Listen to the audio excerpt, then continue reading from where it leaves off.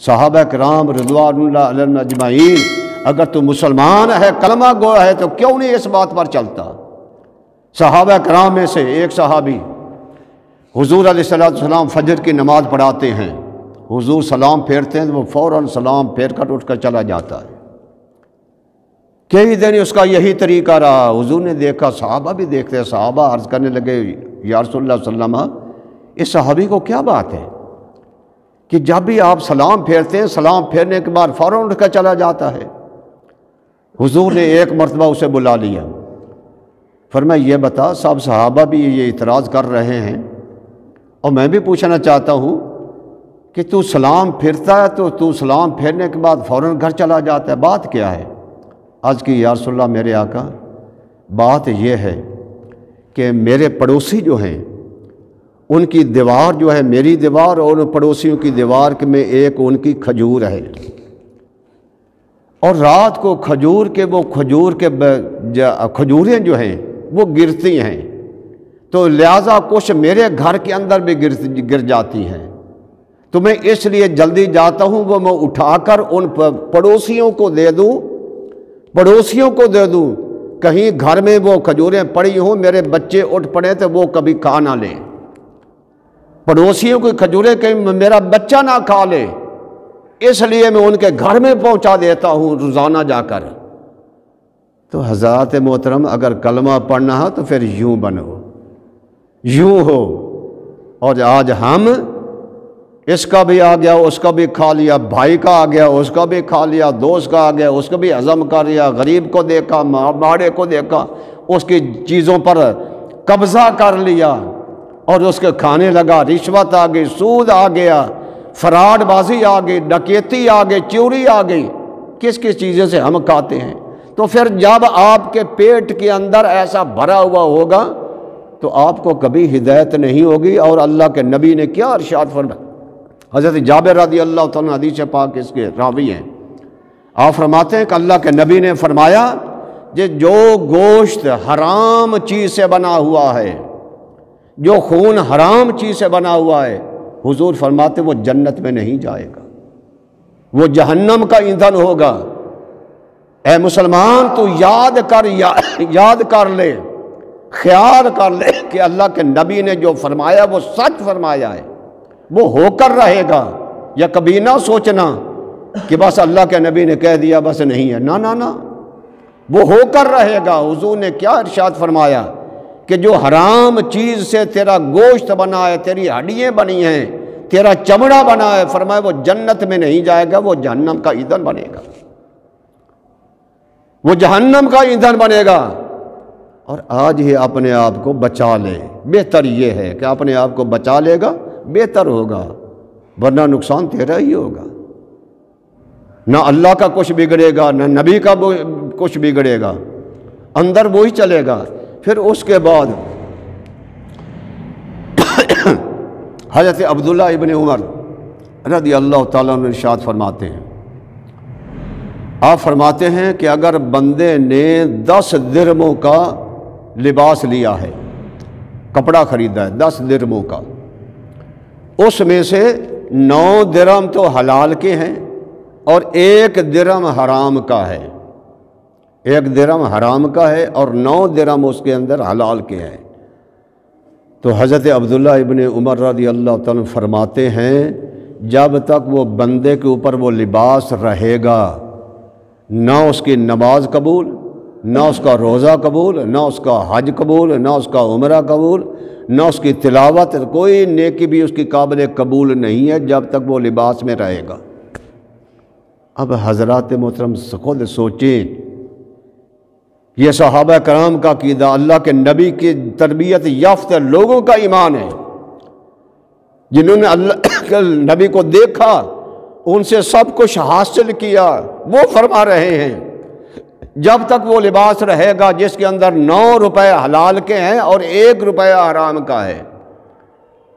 تو اس کی کوئی عبادت قبول نہیں۔ آج انسان فراڈ بازی کرتا، دھوکے بازی، ہیرا پھیری، حج کرے، اس کے بعد حج کرنے کے لیے ٹر جاتا ہے یا عمرہ کرنے کے لیے ٹر جاتا ہے، بھئی وہاں جائیں گے گناہ بخشے جائیں گے، نہ قطعاً گناہ نہیں بخشے جائیں گے، یہ بھول چھوڑ دو، جب تک کسی کا حق نہیں دو گے تب تک تمہاری کوئی نیکی قابل قبول نہیں ہوگی، بلکہ ثواب کی بجائے تمہیں گناہ ہوگا،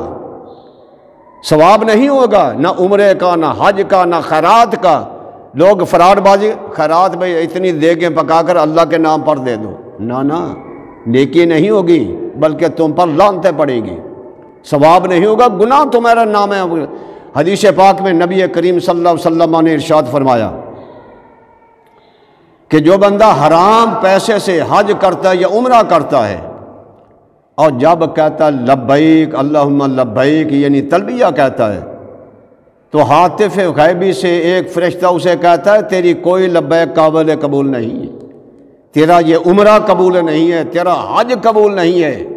قبول تو خدا رہا بلکہ اس سے تمہیں تمہارے نامہ اعمال میں گناہ شامل ہوگا، کیونکہ تیرا پیسہ حرام کا ہے، تیرا پیسہ حرام کا ہے، تیرا پیسہ لوٹا ہوا ہے، لوگوں کے ساتھ فراڈ کیا ہوا ہے، دھوکہ کیا ہوا ہے،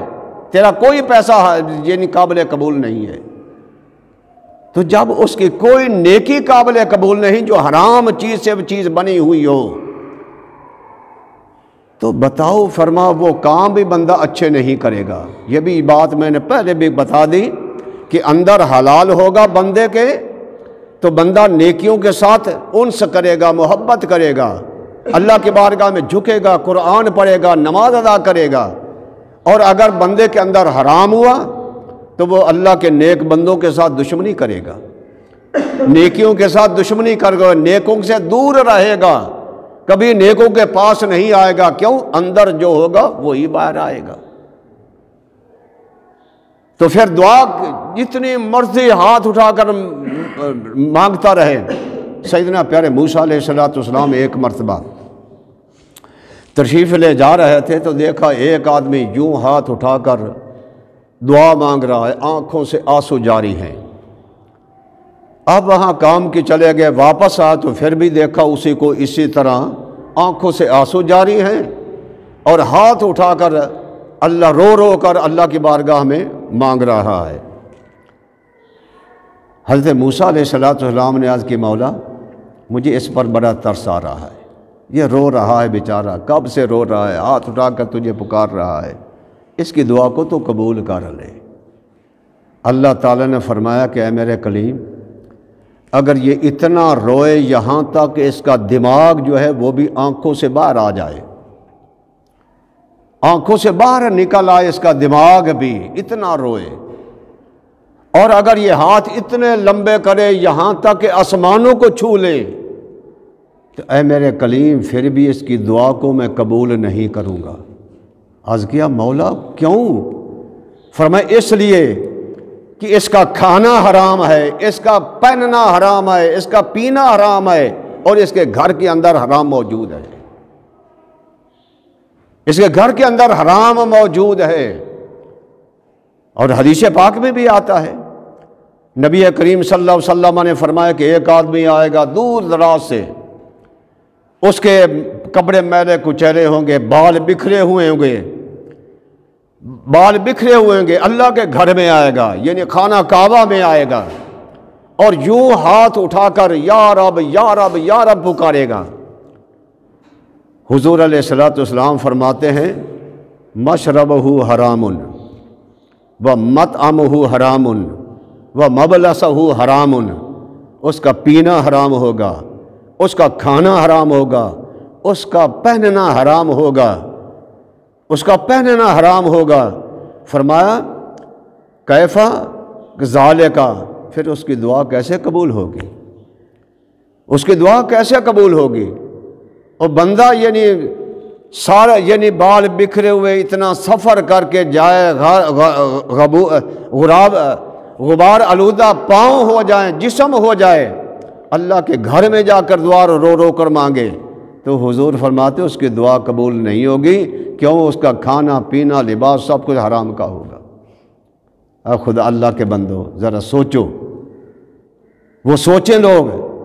جو یہ نہیں دیکھتے میں حلال کما رہا ہوں یا حرام کما رہا ہوں، جائز کھا رہا ہوں یا ناجائز کھا رہا ہوں، اچھا کام کر رہا ہوں یا غلط کام کر رہا ہوں، یہ نہیں سوچتے، تو پھر عبادتیں کہاں جائیں کہ عبادت بھی کوئی قابل قبول نہیں۔ دعائیں بھی کوئی قابل قبول پھر نہیں ہوں گی۔ کیوں؟ تم نے اللہ اللہ کے نبی کے نافرمانی کی۔ اللہ نے کیا فرمایا ہے؟ یا ایھا الذین آمنوا کلوا من طیبات ما رزقناکم، اے ایمان والو حلال چیزیں کھاؤ، طیب چیزیں کھاؤ، پاکیزہ چیزیں کھاؤ جو اللہ نے تمہیں رزق دیا ہے، رزق دیا ہے۔ اور اب کیا بات کی جائے ان لوگوں سے جو بڑے کہتے ہیں ہم تعلیم یافتہ ہیں، ہم بڑے ہیں، باہر کا ان کے پھیرے لگتے ہیں، کیا کیا جائے ان لوگوں کے بارے میں؟ اور پھر باہر جائے انگریزوں کے اگر ملک میں جائیں یا ہندوؤں کے ملک میں جائیں، کون سے ان سے اپنا برتن پاک ہوتے ہیں، کون سی ان سے غذائیں پاک ہوتی ہیں؟ وہی برتن جس کے اندر سور ہوتا ہے، خدا جانے وہ کیا کیا ان کو کھلا دیتے ہیں۔ تو ان سے جب کھلایا ایسا گیا ہو تو اس سے نیکی کا امید کب رکھیں گے؟ اچھے کام کی امید کم ان سے ہوگی جن کے اندر موجود ایسا ہو۔ تو پھر باہر جو اندر ہوگا وہی باہر بھی آئے گا۔ نیک سے نیکی و بد سے بدی، ضمیر میں جو ہوگا ٹپکے گا وہی، جو اندر ہوگا وہی ظاہر بھی ہوگا، باہر بھی آئے گا۔ اندر حرام ہوگا، اندر نجائز ہوگا، اندر خبیث چیزیں، رب کے نافرمانی والی چیزیں موجود ہوں گی، تو پھر حضرات محترم پھر اس کے کام بھی وہی ہوں گے اور اس کے زبان سے بھی وہی باتیں نکلے گی، کبھی اچھی باتیں نہیں نکلیں گی۔ یہ یاد کر لیں، آج بھی اس دور کے اندر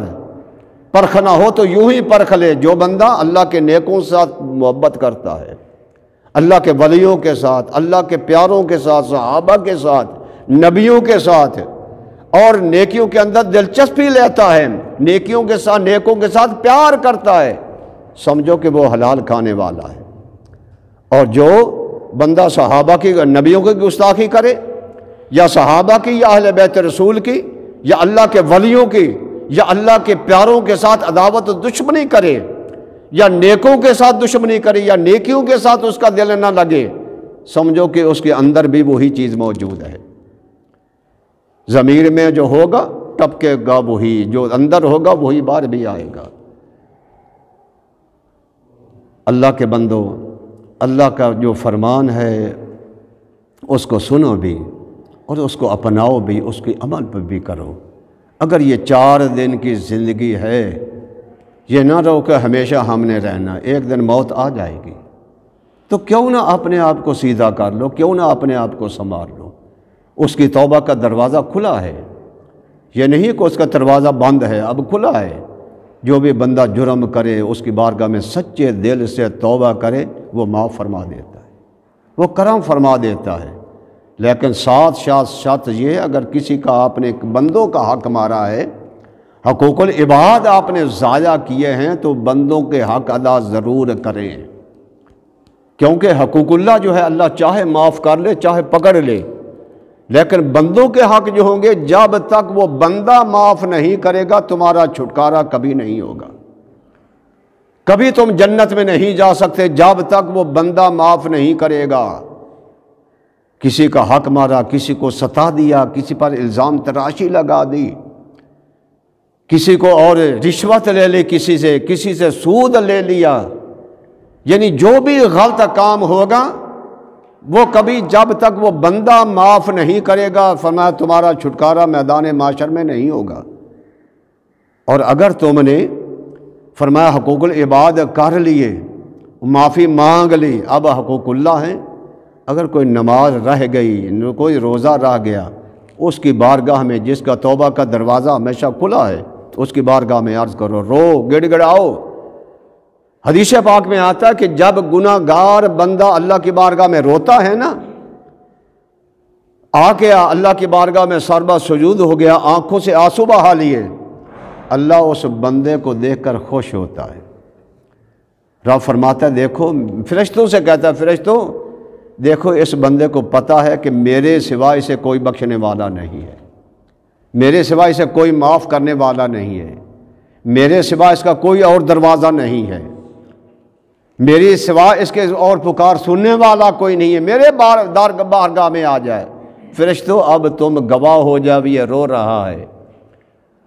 چیخو پکار کا آنسو بہا رہا ہے، میں تمہیں گواہ بناتا ہوں کہ میں نے اس کے سارے گناہ بخش دیے ہیں۔ یہ اس کے لیے ہے جو حقوق اللہ ہیں، اللہ چاہے معاف فرما دے، چاہے پکڑ لے، لیکن حقوق العباد کبھی معاف نہیں ہوں گے، جو بندوں کے حق ہے، جب تک بندوں کے حق ادا نہیں کرو گے۔